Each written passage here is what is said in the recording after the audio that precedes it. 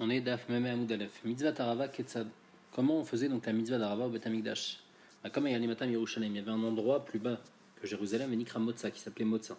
Et là-bas, les envoyés du Badin, Yordin et Sham, ils allaient là-bas, Moyakin Mishamur Biot Shalarava, ils cueillaient des branches de Rava, des branches longues, ou Bain Vezokfin Otan Metida Misbeach, et après les Kohanim y venaient, ils les mettaient sur le côté du Misbeach, Verachen Kfufin Alagaba Misbeach, et le haut de la Rava, tellement elles étaient grandes, Saravot, elles retombaient sur le Misbeach.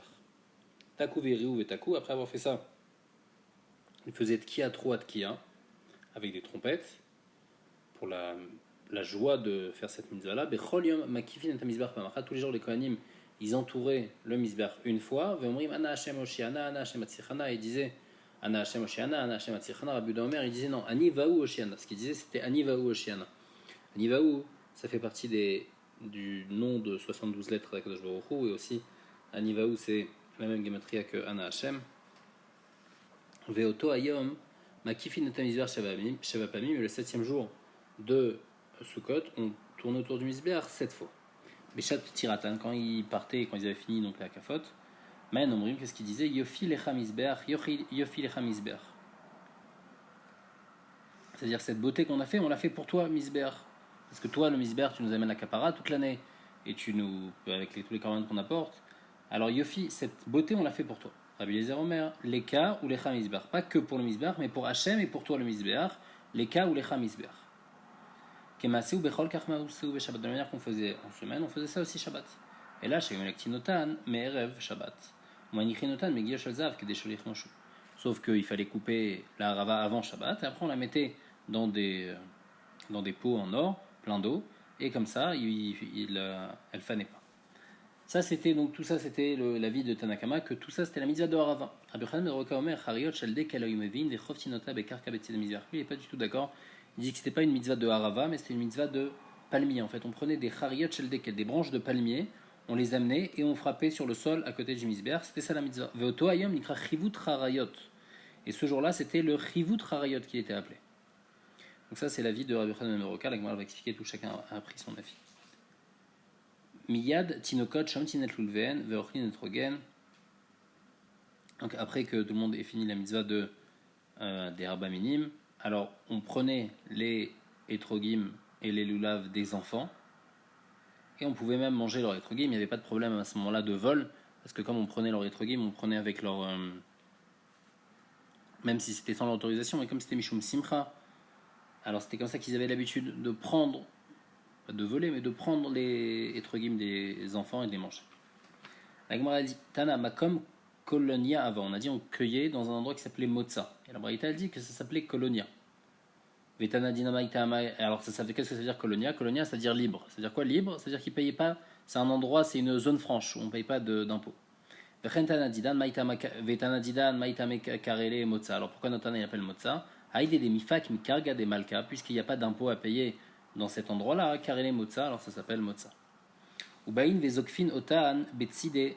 On a dit on le mettait sur le côté du Mizbeach. Tana, Rakot, donc elles étaient Rakot, c'est morceaux d'Arava. Verarukot est longue, Vekvot, elles étaient très hautes. Achat et Seharama, elles faisaient 11 amot de hauteur. Kedeshi ou Gochot à la Mizbeach, comme ça elles pouvaient redescendre sur le Mizbeach une ama. C'est-à-dire que ça revenait sur le Mizbeach et il y avait une ama entière qui retombait sur le Mizbeach. Amar Maremar Mishom Marzout Rashmamina ala Yesod Manachleu. Machma de là qu'on posait la harava sur le yesod, on ne la posait pas directement sur le sol. Pourquoi? Si tu me dis que tu posais sur le sol, il y a un problème. Mirdé, il y a une Mishnah dans Midot qui nous explique comment le Mizbeach était fait. Ala Ama, donc d'abord en fait, il y avait un carré de 32 amot sur 32 amot et une ama de hauteur. Et donc après, on mettait sur ce carré-là encore un autre carré de 30 amot sur 30 amot, donc on avait perdu 2 amot, c'est-à-dire une ama de chaque côté en fait. En fait, c'était comme des cubes, on va dire un cube plus grand, un cube plus grand, après on met un cube plus petit au-dessus. Donc ici, on a d'abord un premier cube de 32 sur 32, une ama, c'est ce qu'on appelle le yesod. Après, on a un autre qui fait 5 amot, qui fait 30 sur 30, donc en fait, on a un décalage de une ama, c'est ça qu'elle dit la Mishnah. À la ama, on monte donc d'une ama, ça c'est le yesod. Des kanas ama, on rentre dans la profondeur, c'est une ama en moins maintenant de largeur. Zéou yesod. À la chamesh, après on monte de 5 amot, et là il y a encore un autre cube dessus qui fait 28 sur 28. Kanasama, et là-bas c'est le Sovev, et après on monte encore 3 amot, Et ça, c'est après on est en haut du misbéach. Zoom comme un kranot. Après d'abord il y avait les coins du misbéach là-bas on rajoutait. Donc en fait en tout le misbéach, si on compte, il faisait une ama pour le yesod, 5 amot pour la partie du milieu. Après il y avait le sovev. Le sovev c'est l'endroit où les kohanim y tournent. C'était en fait le décalage qu'il y avait entre le deuxième cube et le troisième de une ama, puisqu'il y avait 30 sur 30 et après le cube d'en haut il faisait 28 sur 28. Et, euh, et donc en tout le misbéach il monte de 9 amot. 1 plus 5 plus 3. Alors on dit ici, jamais c'était posé sur le sol, je comprends pas. Gochot al gabem misbeach rion ashkachatla. Puisque ici ça fait 11 amot. Pour que ça fasse 11 amot, c'est-à-dire que ça fait 11 amot, il faut que ça redescende sur le misbeach au moins de 2 amot. Il faut que ça soit plus grand de 2 amot du misbeach parce que il y a d'abord la. Il faut que ça redescende complètement sur le misbeach. Il faut aussi qu'il y ait une ama qui dépasse. Donc il faut qu'en tout il y ait 2 amot.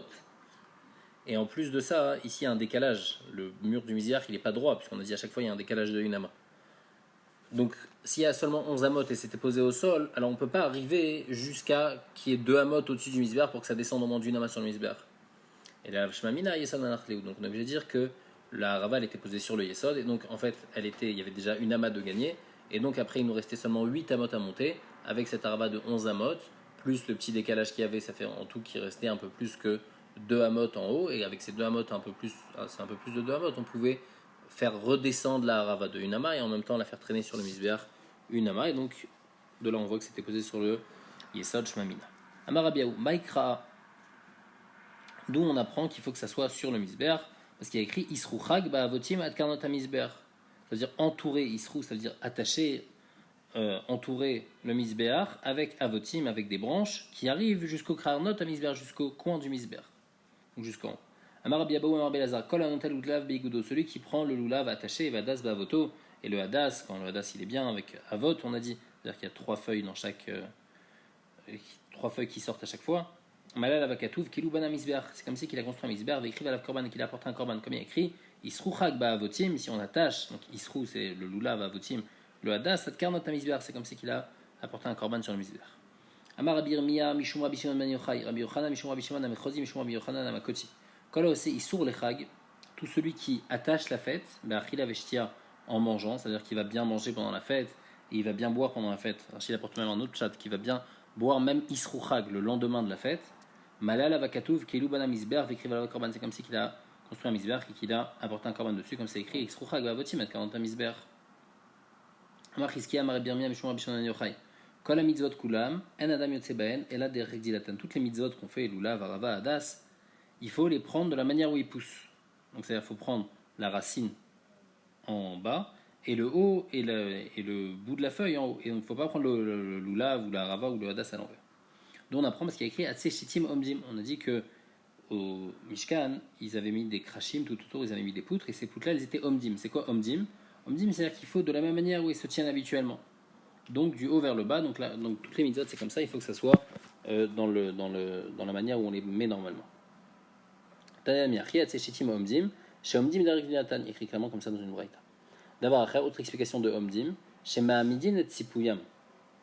Parce qu'en fait, ces poutres là-bas au Mishkan, ils étaient recouverts d'or.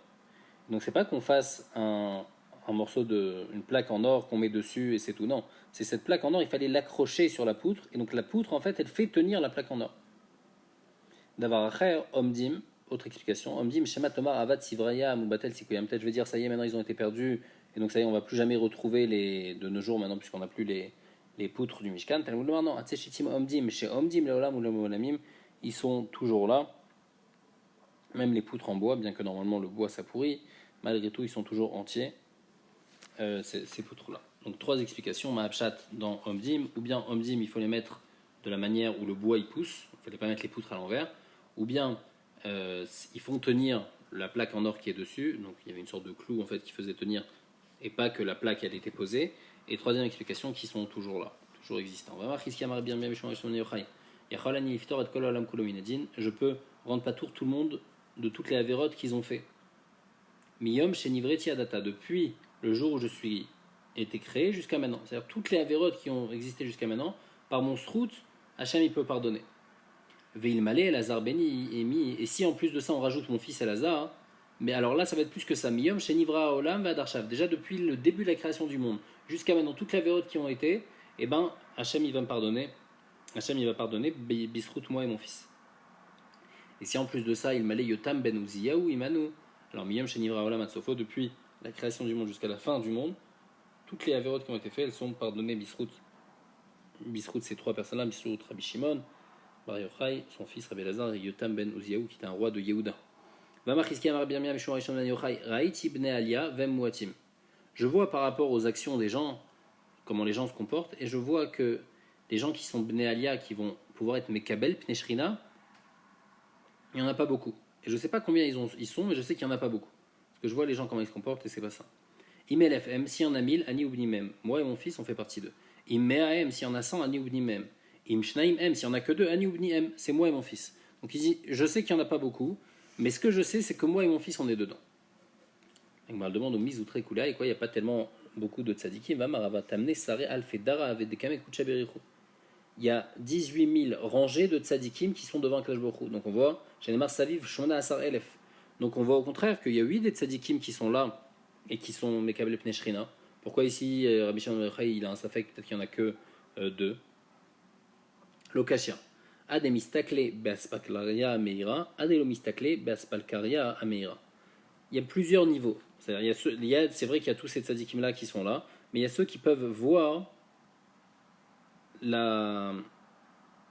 qui peuvent plus voir la shrina, parce que la Aspalkaria Meira, c'est une sorte de mechitza qui brille, et donc ceux qui peuvent voir à travers cette mechitza-là, alors ceux-là, il n'y en a pas beaucoup. Mais les autres, c'est vrai qu'ils peuvent avoir beaucoup, ils peuvent avoir 18 000 ranges. Donc, mal demande de Mistakle, Aspalkaria Meira, Mizoutre Kula, et quand il y en a tellement peu, Marabaye et Loparchut, Alama Mitaltin, Neshin, Tzadiki, de Mekable, Apeshrina, Becholium. Abaye dit qu'il y a dans le monde, il y a pas moins de 36 tzadikim qui sont Mekabel Pneshrina, comme c'est écrit, Ashre Kol Chokelo, et Lo, Gematria 36, Latin Veshita Avu. Donc on est sûr qu'il y a 36 tzadikim qui voient Derech Asplakea Meira, Agmadi Lokashia, Adail Bebar, Adail Beloba. Il y en a que pour rentrer, pour pouvoir voir, ils ont besoin de demander la permission. Ça, c'est vrai qu'il n'y en a pas moins que 36. Il y a des tzadikim qui peuvent voir la shrina, mais ils doivent demander la permission. Mais ceux qui sont Aïlé Belobar, qui rentrent sans permission, ça, il n'y en a pas beaucoup. Et si c'est possible qu'il n'y ait que Rabbi Shimon ben Yochai et son fils. Beshat, Ptiratan Maem Omrim, quand il quittait le Misbeach, qu'est-ce qu'il disait? Il disait Yofi Lecha Misbeach, Yofi Lecha Misbeach. Et selon Rabbi Eliezer, il disait Leka ou Lecha Misbeach. Cette beauté, on l'a fait pour toi, pour Hachem, et pour toi le Misbeach. Alors la Gemara demande Vaka Mishtatef Shem Shamayim Bedavar. Pourtant, il associe le nom de Dieu avec le Misbeach. Et ça, c'est interdit. Détail, il y a Kol Ameshatef Shem Shamayim Bedavar Acher, Nekar Mina Olam, comme c'est écrit Bilti Lachem Levado. Quand on parle d'Hachem, on parle seulement Hachem. Bilti Lachem Levado. Donc ici, comment il peut dire on a fait ça pour toi et pour le Misbeach, pour toi Hachem et pour le Misbeach? Non, on ne dit pas des choses pareilles. Achikahama. Les cas, Nachnumodim Norbemet, ce qu'ils veulent dire les Kohanim, c'est deux choses. Pour Hachem et pour le Misbeach, ils disent pas la même phrase. C'est pas pour toi et pour le Misbeach. Non, c'est les cas Nachnumodim. Nous, on reconnaît en Hachem et on n'est pas qu'offert en Hachem, on sait qu'Hachem c'est notre Dieu.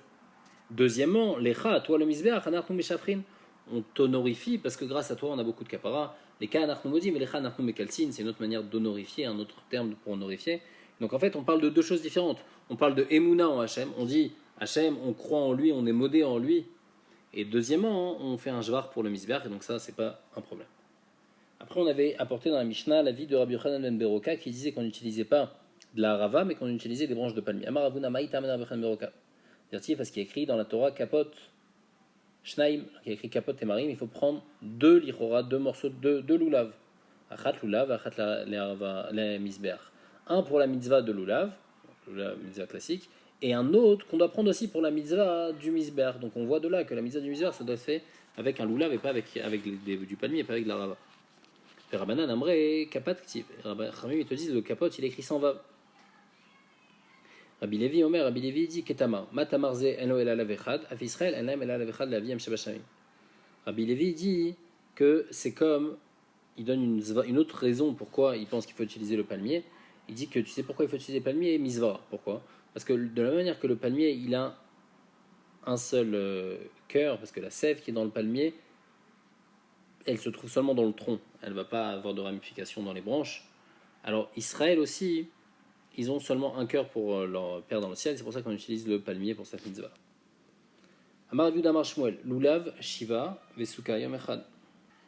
il dit que le loulav, donc le loulav on le prend pendant 7 jours, et pendant 7 jours il faut faire la bracha sur le loulav, al netilat loulav. Par contre la mitzvah tsuka, on fait yom echad, on fait seulement au début de la fête une fois et c'est tout. Maïtam, c'est quoi sa raison? Loulav c'est quel est l'autre miyamim, puisque le loulav, il y a une séparation entre le jour et la nuit. Parce que la nuit, il n'y a pas de mitzvah de loulav. Donc le premier jour de Sukkot, il y a une mitzvah. Le deuxième jour, il y a une nouvelle mitzvah qui vient, puisqu'il y a eu un certain temps où on ne pouvait pas faire la mitzvah. Alors, Kol Yoma mitzvah ba'apei nafsheu, chaque jour, c'est une nouvelle mitzvah. Et donc, je dois faire une bracha à chaque fois. Souka, des Moïsakelot Miyamim, mais Souka, c'est une longue mitzvah. Depuis le début de la fête de Sukkot, il y a toujours la mitzvah de manger dans la Souka. Kulu, Shiva, Kechadjuma, Richadamu. Les 7 jours de Sukkot, c'est comme un jour long. Et donc, c'est pour ça que ça va être bon. Ça, c'est l'avis de Shmuel. Rabba Barachana Marabi Yochanan, lui il dit non, Souka, Shiva, Velulav Yom Echad. Il dit l'inverse. Il dit la mitzvah de Souka, on fait la bracha 7 jours. Le Lulav, on fait seulement le premier jour. Maïtama, pourquoi? Souka de Oraïta, comme la Souka c'est mitzvah minatora, alors on fait 7 jours de bracha. Tous les jours on doit faire une bracha. Lulav, que de nos jours c'est seulement des rabanan. Sagele Bechadioma, alors c'est suffisant de faire le premier jour, puisque le premier jour c'est minatora, donc on fait seulement la bracha minatora, mais sur les rabanan on ne fait pas de bracha. Tout ce qu'on fait les brachas c'est seulement sur la mitzvot minatora, selon cet avis. Troisième avis, Kiata Ravi Namar Rabbi Yochanan, Echadze Vechadze Shiva, lui il pense que les deux, le lulav et la souka, il faut faire 7 jours. Pourquoi? Parce qu'on fait en même temps la bracha sur le lulav, même sur les mitzvot des rabanan, et on fait aussi la bracha sur la souka, parce qu'à chaque fois qu'on rentre dans la souka, on fait une nouvelle mitzvah.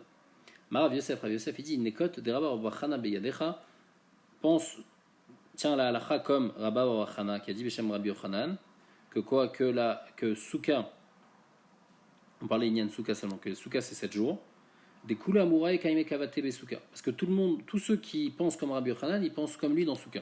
Parce qu'en fait, on a vu 2 Amoraïm qui donnaient 2 chitotes dans Rabbi Yochanan.